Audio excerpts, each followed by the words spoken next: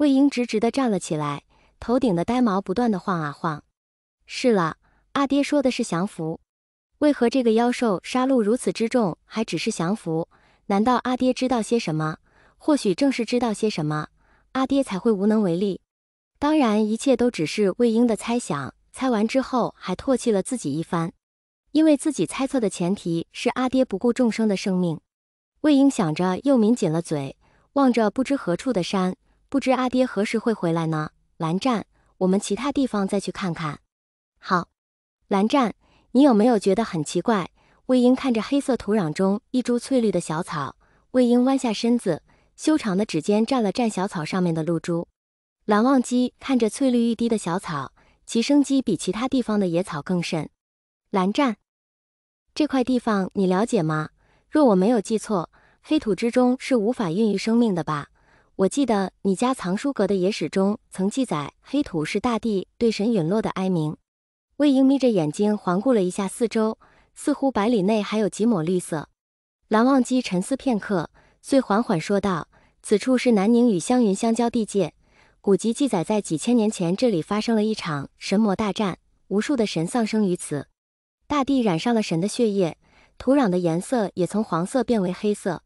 少数的血液滴落到了人们的身上，他们被称为修仙界的仙躯。他们的身体经过神血液的改造，自动吸收世间的灵气，为了使灵气更好的使用，各种修炼之道应运而生，真实性无从考据，所以记载于野史之中。蓝湛，你可知道这妖兽去过哪几个地界？”魏婴心中隐隐约约好像有了点思路，但始终隔了一层迷雾。蓝忘机顺着魏婴的思路，心中也隐隐有所猜测。但蓝忘机不同于魏婴，他是亲眼目睹其他世家家主子弟被妖兽生吞至腹中，后又将其吐出。经过检验，所有被吞至腹中的人都失去了灵魂。此结论一出，百家大乱，欲将妖兽灭绝。然败战而归，甚至不少家族当场被灭绝。妖兽的强大前所未有，甚至找不到其弱点，一时间人人自危，亦将期望寄托在不知何处的豹山赛人之上。蓝湛，我们从妖兽出现的地方开始吧，顺着他行动的轨迹，也许会有所发现。魏婴不知为何总感觉这次妖兽的出现是有意为之，可如此强大的妖兽，又有谁可以控制呢？魏婴不着痕迹地抬头望了望天，一股不真实感油然而生。阿英，天地不仁，以万物为刍狗。若是脱离天道预定的轨迹，所有人都逃不了。魏婴，蓝忘机看着神游天外的魏婴，出言道。突然被叫的魏婴微微歪着脑袋，不解地看着蓝忘机。魏婴直白呆萌的眼神看得蓝忘机感觉脸颊微微发热，当然魏婴眼中仍是面无表情。哦，蓝湛，那我们出发吧。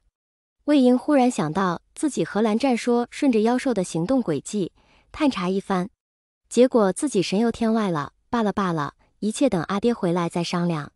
一眨眼1个月就过去了，修仙界早已千疮百孔，甚至半数以上的家族已然消失。温家除了温若寒和温家的一休，还有少数几位客卿均葬身妖兽之口。金家金光善身死，金家族人门生大量身死。金子轩在家族毁灭之际率领小部分族人杀出重围，金子轩成了新一代的金家家主。5大家族之江家家主江婉银非妖兽所杀，竟是被人活活打死，其原因不详。但据坊间流传，江婉银之死是因其虐待百姓而受到反噬。蚂蚁虽小，但也能咬死一头大象。剩下的家族为寻求庇护，纷纷找到了姑苏蓝氏和清河聂氏。忘机，护山镇可有加强？蓝启仁摸了摸胡子，向正在云深巡逻的蓝忘机问道。叔父。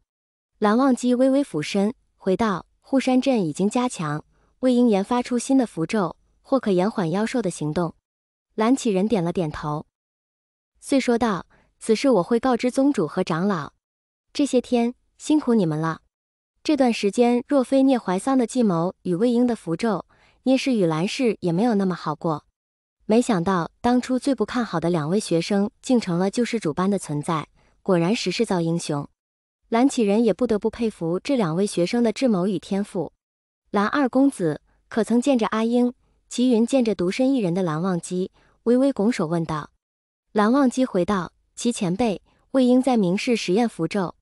齐云在仙门动荡期间，主要以救百姓为主，很多人自顾不暇，倒没注意到这位魏长则友人。因此，在消失不见的家族领地出现齐云的身影，也几乎无人关注。为什么是几乎呢？齐云轻笑一声，果真少年出英雄。那日，齐云带着族中子弟在湘云家族驻地寻找尚且存活的人。少宗主，这里还有个小婴儿。祁阳是齐家长辈在街角捡回来的弃婴，他曾自暴自弃过，可是齐家始终没有放弃他。祁阳伸手逗弄着怀里的小婴儿，原本哭泣着的婴儿渐渐扬起了笑脸，胖乎乎的小手抓住祁阳的手指就要往嘴里塞。齐云看到这一幕，不知该怎么评价。一个不大不小的家族竟只存活了一个小婴儿，或者说他们在逃生过程中抛弃了这个婴儿。人心呢？